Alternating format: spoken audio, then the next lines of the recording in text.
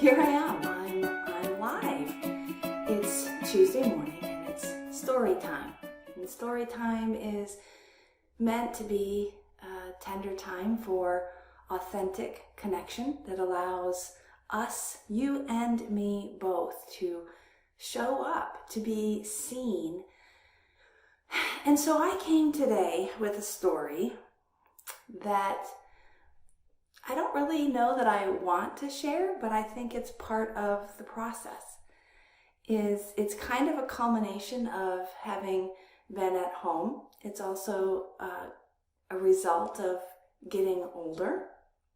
So my son, who will be 14 at the end of this month, is an honest but gentle soul. And so when he observes something, he often just says it. And it's not to be unkind, but it often comes out as like, oh, because he just states what is obvious. He's not afraid of taboo or maybe even sometimes social etiquette. He's 14. Not quite. He's 13. So anyway, I let my hair go natural, meaning that this is its natural coloring. It's turning white. And I let that transition happen in 2008 after my bicycle accident, and after a year of bed rest, my hair had grown out from the coloring job that I had done when I was active and living. And so that hair had grown out about down to my chin length. So pretty significant in terms of difference between the colored treated hair and the natural hair that it was coming through. And it had been probably 10 years since I had had my hair natural. Anyway,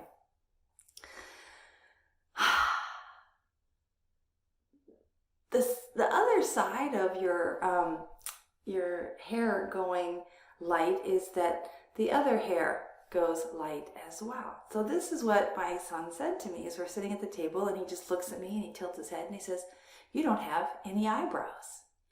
And of course, I do have eyebrows. They're just really, really thin. And so today, I don't know if you can see, I actually busted out the eyebrow pencil and painted them on. And I think I need to actually get a different color eyebrow pencil because this one's been around for a long time. But I have to agree with him in the sense that the outer sides of my eyebrows had gone almost purely white, and they've thinned over the years. So it wasn't that he was wrong at all. It wasn't that he was unkind. I just wasn't exactly ready to deal with the truth that I'm getting old, and sometimes getting old has its consequences that, boy, they just don't. They're not a lot of fun. So I've got painted on eyebrows today, and maybe it will help frame my face. Maybe it will help me remember that I didn't always have old saggy skin and white hair and no eyebrows. In fact, we busted out the photo album for a short while yesterday, and I saw a photo of me and Peter actually in the season before we were married, so in our courtship. And his comment was that it was his peak, that he'd long since passed that peak. And I hadn't remembered how actually dark my hair was. I had just one little shock of white hair when Peter and I met. And so again, this too shall pass. the svelte, tight skin and the dark hair and having eyebrows, it's part of the season. So having a little more time in close proximity is good for cultivating authenticity. That's why I came to you today with this. Not because it's particularly deep, not because it's particularly wise, but the stress of sharing close space, even with those that we love, right? Those that we've chosen to live our lives with, doesn't mean it's going to be easy. And sometimes we say things that are truthful, but aren't always what we want to hear, what we want even for others to know. So what does that mean? Well, it means that obviously I love my son, and truth is we actually had a little bit of a conversation at the dinner table about not just social etiquette, but the ongoing conversation in our house is about know your audience. That's one of the rules that Peter has in our child rearing, but also in his sense of humor, and is that if you're going to say something, then consider whether or not your audience wants to hear it. And that's not because he can't speak truth or that he's unwilling to share hard things, but it means that he tempers to what he says to those with whom he's speaking. Now, I have a similar rule that I teach in my work, and it's just simply is what I'm going to say, improve upon the silence. They're two sides of the same coin, right? In the sense that I want to only speak if it's going to contribute to the goodness. And sometimes the silence is the goodness, is that the shared silence, the shared just being is enough. And that's a hard thing to get to. It's a hard state of being when you might be uncomfortable in yourself. So in that sense, the two rules really go hand in hand. Would I want Seiji, my son, to not tell me that he thinks that my eyebrows are disappearing? Is that an improvement for him to not tell me? No, of course not. And yet at the same time, maybe there's a way that he could have said it that wouldn't have jarred me quite so much. But honestly, he didn't say it in a way that was mean. So when we have feedback for one another, and this is a big topic for a lot of people, is that we avoid conflict, in which case we often withhold positive feedback too, that we don't have the practice of sharing truth, sharing compassionate truth. And I say that specifically because in the yoga tradition, compassion, or ahimsa, is meant to be practiced as a precursor or a more fundamental discipline than truth. So although it's true that my hair is going white and that my skin is getting less bouncy and my eyebrows are disappearing, it's also true that none of those things affect who I am and how I show up unless I let them. And maybe your body image, your identity challenge is different than white hair and disappearing eyebrows. It doesn't matter. It doesn't matter what it is in terms of comparison with everyone else, because what matters is that it's your tender spot. It's your Achilles heel, in which case when that Achilles heel is triggered, is,